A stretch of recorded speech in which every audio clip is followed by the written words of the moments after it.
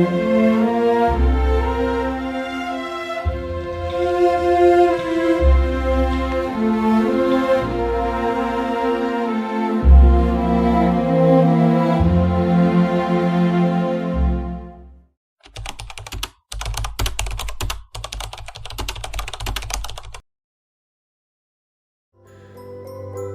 datang di perjalanan menembus dimensi tradisi dan budaya. Kelompok 4 dari mata kuliah Antropologi akan membawa Anda menjelajahi sebuah peninggalan penuh makna, tinggalan Jumenengan. Apa yang tersembunyi di balik ritualnya? Bagaimana ia bertahan melawan arus zaman? Mari bersama kami mengungkap lapisan tradisi yang tak hanya menjadi saksi sejarah, tetapi juga simbol keharmonisan manusia dan Yang Maha Kuasa.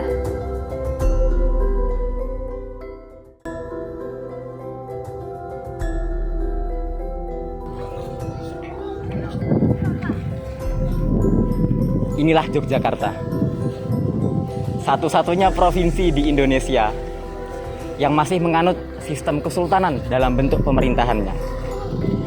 Dengan adanya sistem seperti ini, tentunya sangatlah mencerminkan bagaimana kompleksitas budaya yang ada di Yogyakarta.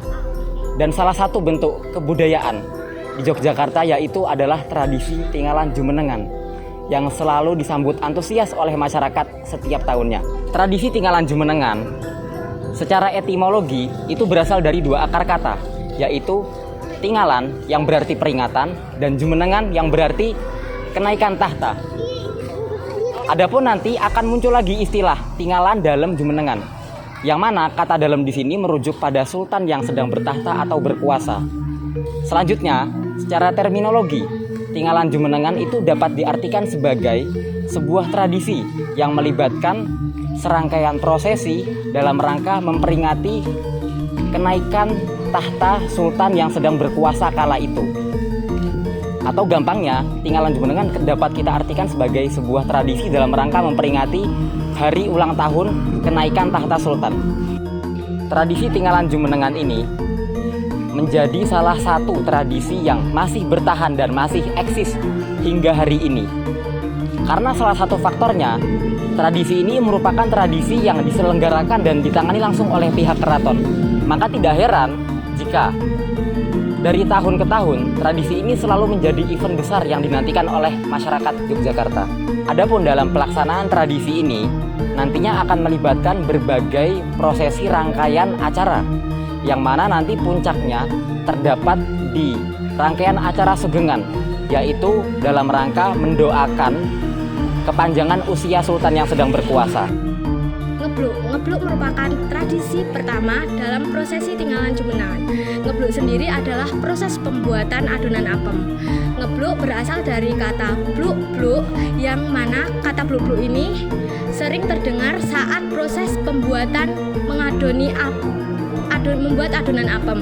Nah, adonan apem setelah tercampur dimasukkan ke dalam enceh pusakan atau dua tempayan besar peninggalan dari Sultan Agung untuk didiamkan selama semalam penuh agar adonan apem tersebut bisa mengembang. Prosesi ngebluk ini dilaksanakan oleh para putri yang mana dipimpin oleh Gusti Ratu Hemas dan juga diikuti oleh Bendoro Ratu Ayu Ringkusuma, Gusti Kanjeng Ratu Mangkubumi, serta abdi dalam kepara atau abdi dalam perempuan. Untuk prosesi yang selanjutnya setelah ngebluk yaitu ngapem. Jadi ngapem ini merupakan proses pembuatan makanan yang bernama apem. Jadi apem ini merupakan makanan tradisional yang dibuat dari tepung beras, terus ditambah dengan gula aren dan ragi. Jadi pada proses pembuatannya apem ini itu dibagi menjadi dua bagian. Yang pertama yaitu apem biasa. Jadi apem biasa ini dibuat dengan bentuk yang kecil dan dibuat dalam jumlah yang banyak. Dalam proses pembuatannya apem biasa ini dibuat oleh permaisuri dan putri sultan. Jadi untuk bentuk apem yang kedua yaitu apem mustoko. Jadi apem mustoko ini dibuat dengan bentuk yang lebih besar dan nantinya akan disusun sesuai dengan tinggi dari sultan.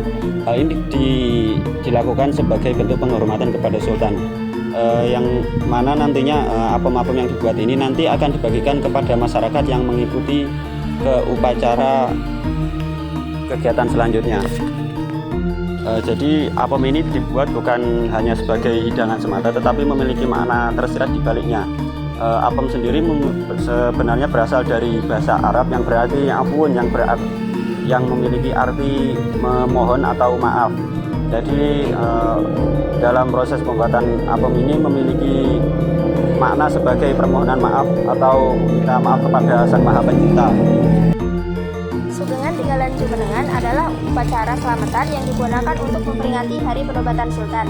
KPH Yuhadiningrat, Wakil Pengarep Tenda Sekti, menjelaskan Sugengan merupakan bagian dari permohonan kepada Tuhan agar keraton senantiasa diberkati dan Sultan diberikan kekuatan untuk memimpin dan melindungi abdi dalem. Ritual ini dimulai dengan doa bersama di bangsal kencana, kemudian seluruh peralatan upacara dibawa ke bangsal Sri Maganti dengan iringan ulama dan seluruh abdi dalem untuk disemayamkan semalam. Hidangan seperti apem alit diberikan kepada seluruh abdi dalem sebagai lambang dari kedermawaan Sultan. Perlengkapan upacara dilakukan di 4 tempat, yaitu Pantai Parangkusuman, Gunung Lawu, Gunung Merapi, dan juga Lepi yang ada di Wonogiri. Ritual ini dimulai pada pukul 8 dengan para abdi dalem disebar untuk melakukan upacara ini yang berguna untuk mensucikan diri. Barang-barang milik Sultan ikut dilakukan sebagai bagian dari upacara tersebut. Secara keseluruhan, Sugengan Tinggalan Jumenengan memiliki arti penting bagi para penghuninya.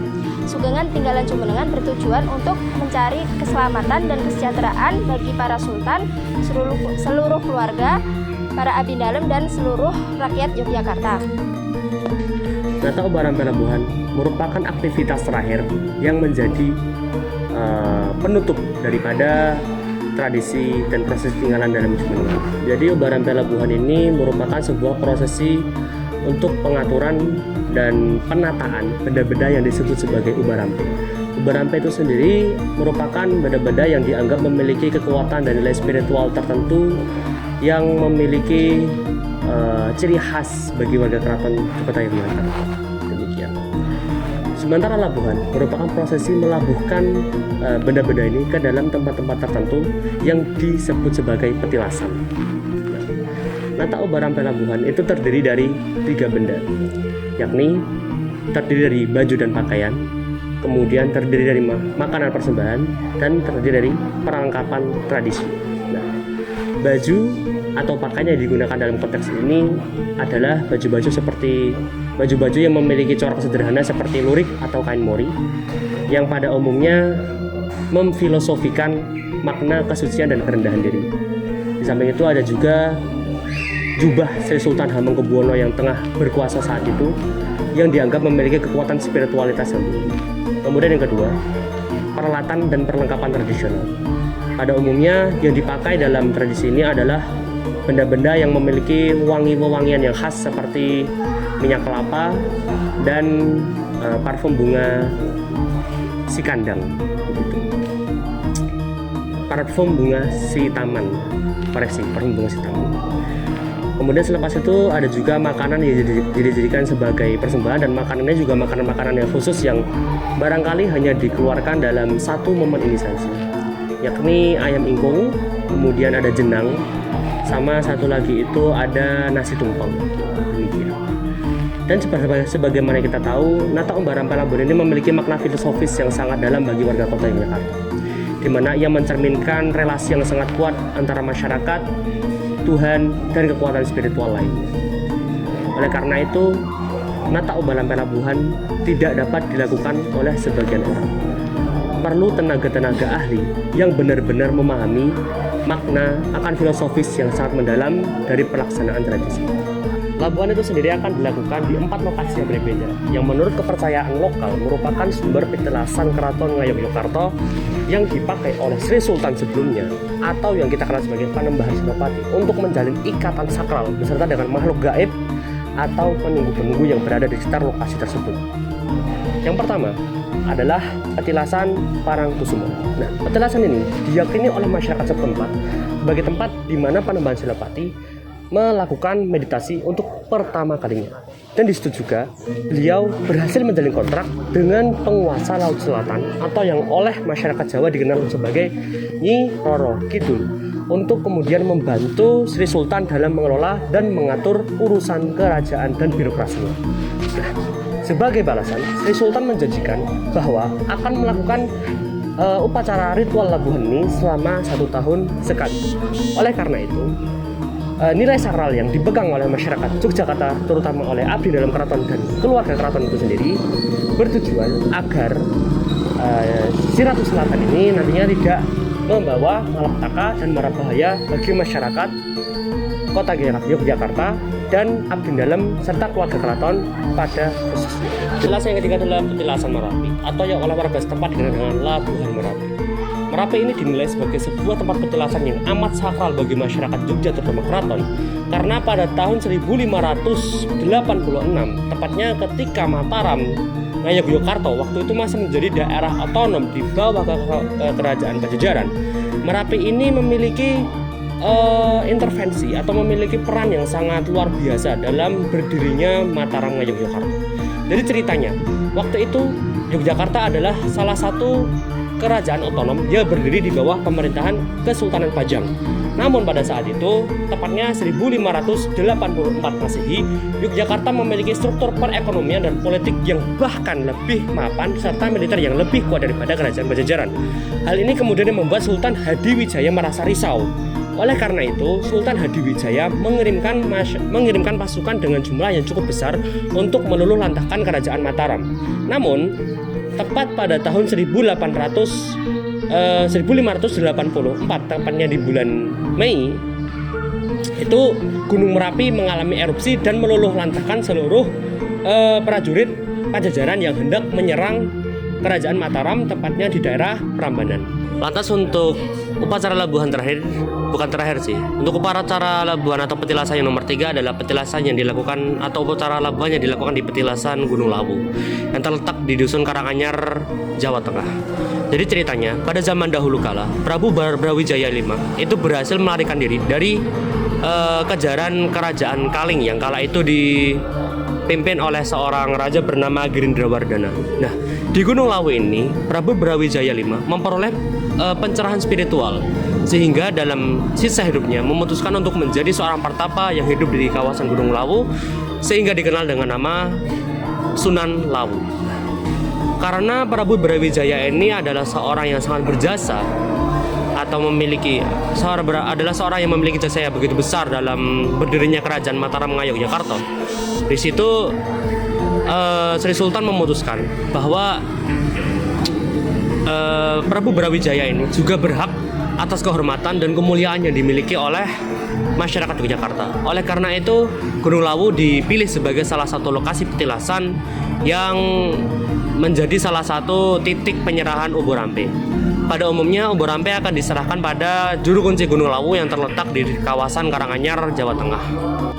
Kemudian lokasi keempat yang dijadikan sebagai lokasi petilasan dari pelabuhan Ubur Rampe di sini adalah Bukit Delepe Kahyangan yang terletak di Kecamatan Tirtomulyo, Kabupaten Wonogiri, Jawa Tengah. Jadi tempat ini dipilih sebagai labuhan yang dilakukan di daerah Delepe Kahyangan ini adalah labuhan yang bisa dikategorikan sebagai labuhan ageng. Jadi labuhan itu ada 2. Yang pertama Labuhan Alit sama Labuhan Ageng. Labuhan Alit yaitu 3 labuhan pertama tadi, Labuhan Lawu, Labuhan Merapi, dan Labuhan Parangkusumo. Dan Labuhan Ageng adalah labuhan yang dilakukan selama setiap 8 windu sekali atau 8 tahun sekali. Itu Labuhan Ageng.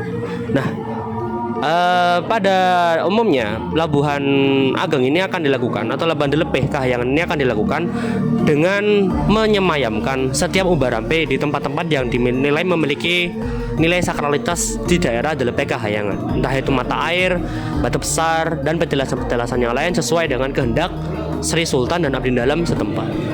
Sudah, terima kasih. Nah, jadi kesimpulannya adalah tradisi tinggalan Jumbengan ini membuktikan adanya kekayaan filosofi dan ketaatan spiritual masyarakat Yogyakarta.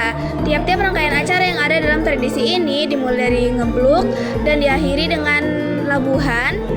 Kemudian jika diteliti lebih lanjut, ternyata banyak nilai-nilai keagamaan yang teradaptasi dalam tradisi ini. Hal ini selaras dengan apa yang dikatakan oleh narasumber, yaitu Kanjeng Rinto yang menuturkan bahwa setiap rangkaian acara dalam tradisi ini menyatakan bentuk rasa syukur dan bentuk permohonan kepada Tuhan Yang Maha Kuasa.